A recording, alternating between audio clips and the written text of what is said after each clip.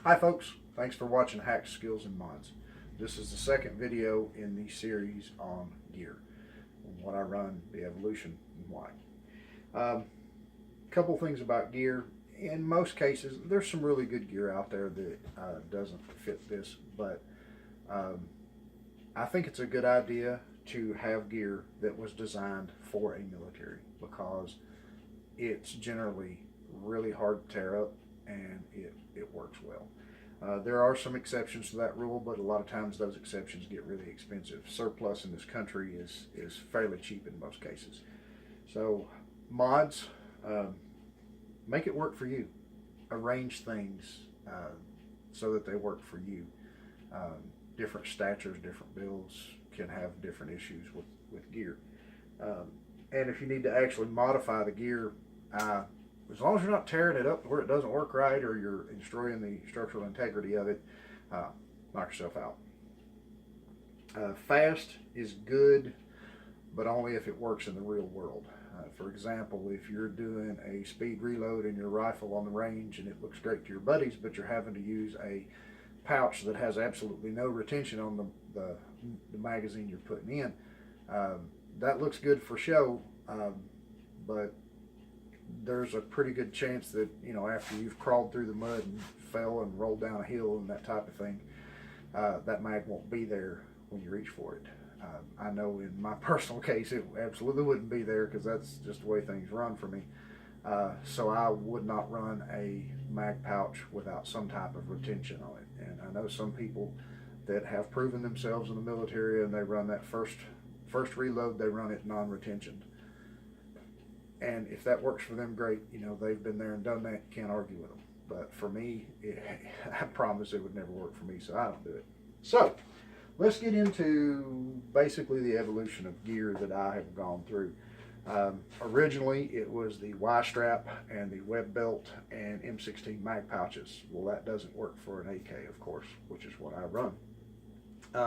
It does, however, work for SKS and stripper clips. You can take an M16 mag pouch and snip the dividers out of it, and if you put your stripper clips in and alternate the direction of the bullets, you can get 80 down in there and then lay 2 crossways on top and close it, and that'll give you 100 rounds in a mag pouch on stripper clips. So if that is your situation and that gear is what you want to run, that's a good way to run it, because I've done that and it does work. After that, going to the AK, I went to these pouches, and I believe these are Russian pouches. I could be wrong about that, but that's not really pertinent to the situation. They are, you can see by the curvature of them, they are a left and right, so this gives you a capacity of 8 magazines, and this one has a pouch for a cleaning kit on it, which that's pretty reasonable. Good things about these pouches is they are military designed and used. They have dividers so the magazines don't rattle together. They're fairly quiet. They're rugged. They work. Putting one on each side of your LBE, that's pretty decent, and it's a heck of a lot better than one mag in the rifle and one in your pocket.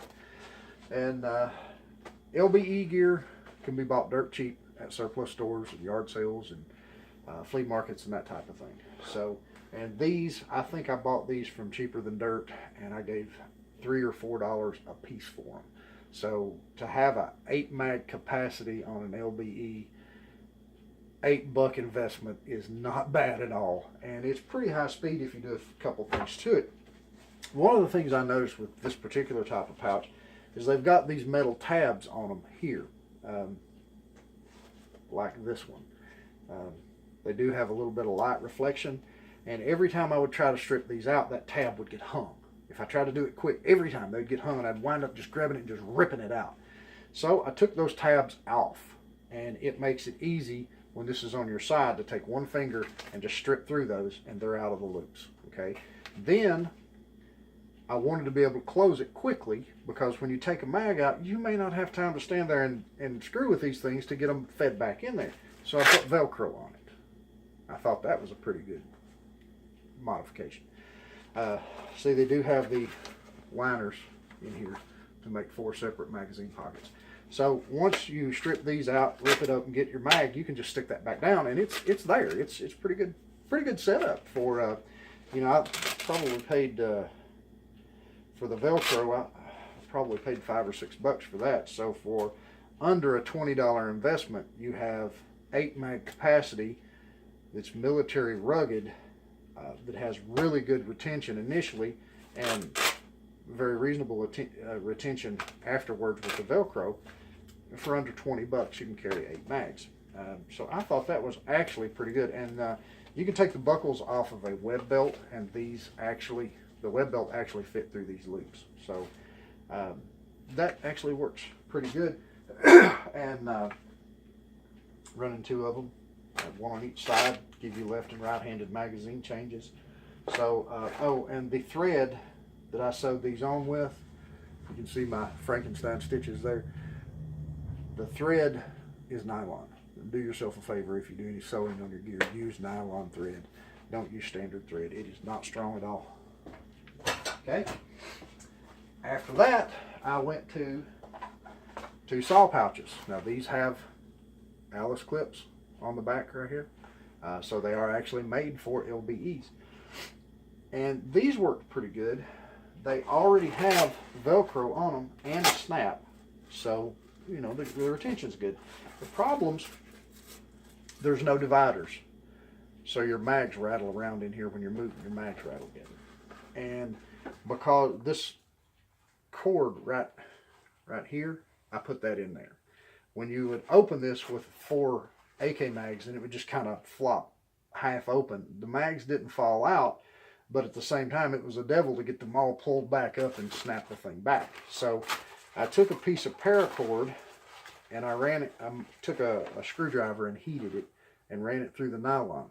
That's better than cutting, because you cut nylon, it unravels. If you heat it and melt it, it doesn't unravel.